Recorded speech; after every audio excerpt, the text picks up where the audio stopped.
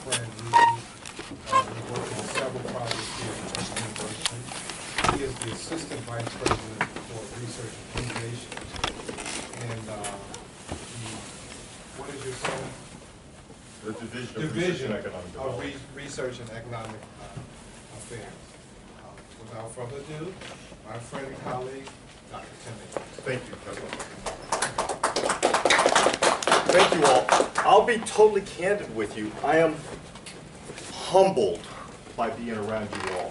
When our Vice President for Research, Dr. Victor McCrary, who was a senior scientist and administrator at APL, the Applied Physics Lab at Johns Hopkins here, and I said, do you mind, Dr. McCrary, if I could be part of this as well? He goes, well, if you'd like to go ahead and make some comments, you know, on my stead, that would be great. And the reason why is because I have been following quite a bit the work and the quality of work that many of you have been doing over the years. I would not even presume to put myself in your category.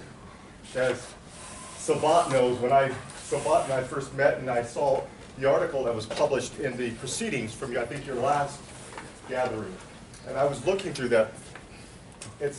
What did I say, Sabat, at that time? I was like, what? I felt like I was at home, being someone who's certainly, by all measures, significant. I'm a neophyte. I'm just slithering down, you know, looking at the accomplishments and the quality of work. But to be totally candid with you, I'm particularly excited to have you here because you really are, this is not just words coming out of my mouth, someone that, of my background, I'm particularly humbled and excited to meet you all and see what you're doing. I'm someone that was kicked out of basic school, dropped out of high school 10th grade, was told to never achieve anything, never do math. Well, I teach statistics, but I was told never to do anything. So the military, reading a lot, but it was of your caliber, the quality of work that many of you have done that has allowed me to follow many of you, if not directly, then a lot of those that have published in the same genre of research, in the same genre of theory. And this is just someone humbly who, West Virginia hillbilly boy, growing up in coal mining country, dropped out of high school, became an electrician, but yet having the joy of literally reading the kind of material, the work that many of you have done, or your peers. Well, I am not a mathematician by no means, and I had the pleasure of listening to a couple of you chat in there. I also believe, most certainly, that measurement is pivotal. Give you an example, not to take too much of your time. I just grabbed, and my wife can attest to this, in our library, Kevin has been there, we're proud of our library, because we would think we raised with our daughter, is to read, read, read, read. And don't be afraid, don't let anybody put you in a box to read one little area and keep you in that area.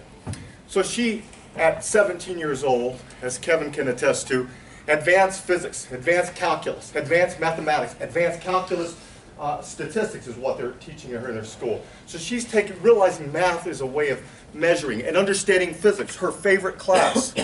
And I share this with you because for someone like me who had never believed in myself growing up, truly, I began reading a whole genre of materials and books. In my library, I just grabbed off my wife, so what are you doing? I said, I'm grabbing some books real quick just because of the group that I'll be speaking to, just to kind of share. Now some of you may have read me, you may not have. Works from John Hogan, right there, The End of Science, and his work about where science and physics come in across. Some of you may be John Castee, where his work, the science and complexification, science of surprise, talking about the nature of physics and science and spiritualism. And Fritz Capra talking about the nature of spiritualism and physics and how they come together and how to understand them. Works, for example, The Scientific Case for Spiritualism, Measuring the Immeasurable, and tying in what many of you, I suspect, are moving into. And then many of you know, I suspect, the works of Paul Davies and others. And I just grabbed these because I needed to understand, as someone who never believed in myself, but also someone who believed that there was something greater out there, how do you bring these together? If that makes any sense. Does that make any sense? How do you bring the science and measurement and all the physics and all this together? Well, I was one who looked at the kind of works, and when Sabah had the pleasure of sharing with me the proceedings of your previous gathering, I think it was, correct? 2012, yes. 2012, and for someone who's reading it, and my math level is not that sophisticated by any stretch, but I can appreciate it very much, can appreciate it. Because many people told me there are certain things you can't measure. I believe you can measure anything. If you've got the right people who are willing to discuss it and debate it and publish it and bring it out there for many to see. But I just wanted to let you know, when I had the pleasure of being asked to just meet you all, I was humbled, as Sabah can attest to. It's like when I didn't know what I would really say by any stretch. I just knew that I wanted to share with you all. Because whether you know it or not, many of us, people of my ilk, and people 1,000 times smarter than I am, just gain so much when we see. Because in my humble opinion, you are the future, for my daughter and others, you see 20 and 30 years ahead of time. How many of you quantum theory, was that ever debated? Yes or no? Oh, yeah. You betcha. It still is. But the point is that that's it. Is you, in my humble opinion, I told my daughter said 17, she goes, she's looking at some really good schools also to go to as well. Where you take running out the door, Dad, is what she just said right there. And I said, I'm going to go give a quick talk right there. I want to meet some individuals that are just 20 years ahead, 30 years ahead of. It was what you're going to be reading and hearing about. And so that's my impressions. So as an administrator, please forgive me, because part of my job also is to get grants out of DOD, we get grants out of NASA, we get grants out of NIH, we get grants out of the CDC, my former employer in Atlanta, the Centers for Disease Control. We get grants out of all different agencies. And my job is to figure out how we can get these awards, address issues of measurement that people have never thought about. Casebook example, we're applying to the National Institute for Science and Technology around forensics, but guess what they want? They're wanting a new way of looking at probability analysis that no one has ever looked at in the areas of forensics. Not just give me the physical evidence to show me something, but how do you measure something that people have said you can't measure it? So we're trying to create that, which is due on the 11th of December, but having said that, the point is that while I may not be at any level when it comes to the sophistication that this distinguished audience has as it relates to measurement and sciences, there are people around that I seek counsel all the time. How many times have I knocked on your door? So asking your advice and counsel and others. And I say this because I'm humble enough to believe that if you don't know something, you go to others that are a lot smarter than you are. So I just want to let you know is thank you on behalf of our President Dr. David Wilson, and our Vice President for Research and Economic Development, Dr. Victor McCrary, and our Provost, who's also a distinguished physicist, Dr. Keith Jackson. I just want to say welcome, Morgan State University. And for those that don't know, we're one of the nation's oldest historically black universities. We were established in 1867. So having the presence of this distinguished group here really, really touches us, and we're honored to have you here. And I'm speaking on behalf of my superiors and myself most sincerely. And if there's any way we can ever be of value or of significance or collaboration with you, don't ever hesitate. By the way, I get nervous when I speak in front of people, much less people that are significantly advanced more than I am. And so I ask you, if there's anything you need, do not hesitate, let me know. And I just look forward to following you all. Thank you so much. Well said. Thank you, Tim. Sorry to talk so much. My wife often reminds me. Thank you, Tim. Tim is a bundle of light energy. Okay, I would even call him a photon, right?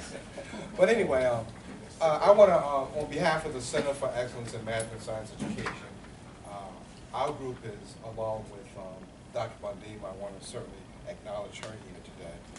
She works for Sabah's wife, Dr. Gillette Karen, and I'll let her introduce herself to you. in the community college leadership program. But I want to welcome you again, and I met you, I'm shaking hands with you as we were having refreshments.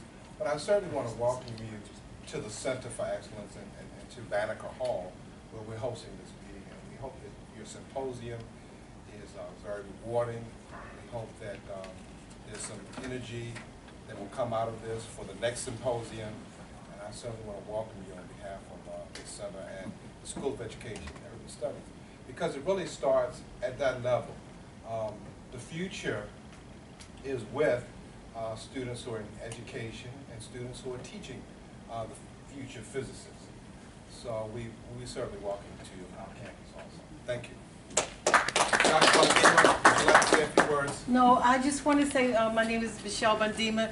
I am environmentalist and chemist, and I'm working with the Community College Leadership Doctorate Program. I spent all my life teaching organic and organic chemistry, and retired, still working, retired as a dean, acting vice president at a community college here in Baltimore. So I'm doing something really wonderful. I'm doing both work in consulting and biotechnology, and also working with Community College Leadership Doctorate Program, because everybody knows that community colleges are really on an upward bound and really out there. Most of our students around the country, 60 to 70% of the students who graduate from a four-year institution, majority of those students came from a community college, so that's a big deal as far as completion is concerned. But I'm just here to help my friends, Tabar, Karen, and Richard to move through the system here. I'll be in and out, and I want to welcome you to Baltimore, to Morgan State University, and I hope you have a wonderful experience here with your conference. Thank you. Thank you, Ken and Tim and Michelle, for the warm welcome. We really appreciate it. So I forgot my copy of the program. You're going first, is it? Oh, who's first? Roger, right, sorry, Roger. Okay. So about to make this start again? Oh, yes, I see.